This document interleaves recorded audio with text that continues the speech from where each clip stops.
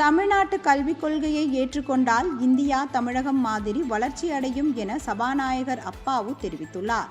திருச்செந்தூரில் செய்தியாளர்களுக்கு பேட்டி அளித்த சபாநாயகர் அப்பாவு, மக்கள் தொகை அடிப்படையில் தான் MP சீட் வரும் என்றால் GSTயும் மக்கள் தொகை அடிப்படையில் வாங்கிக் கொள்வார்களா என கேள்வி எழுப்பினார். கட்டாய கல்வி 1 முதல் 8 வரை உள்ள பிள்ளைகள் 8வது வகுப்பு வரை கட்டாயமா எல்லாரும் கல்வி கற்கணும். அதன் பின்பு 10, 12 வகுப்புல பொதுத் தேர்வு இருக்கு.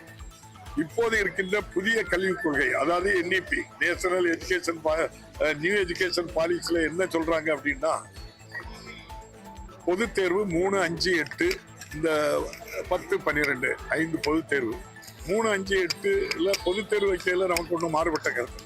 ஆனா பொதுத் தேர்வுல வெற்றி பெறவில்லை என்றால் அவருடைய தாய் தந்தையர் கூலி தொழிலாளினா அங்க போனோம், ஆடு மேய்க்கணும்னா ஆடு மேய்க்க போனோம், பனையிறவங்கன்னா பனையிறக்கு போனோம், தூய்மை பண்ணிங்கன்னா அங்க போகணுங்கிறது தான் நமக்கு பிரச்சனையே தவிர, நம்முடைய முதல்வர் சொல்றாங்க 3, 5, 8ல ஃபெயிலானா என் பிள்ளைய மீண்டும் படிக்க வச்சு அவனை உயர் படிப்புக்கு அனுப்புங்கிறதா நம்முடைய முதல்வருடைய எண்ணம்.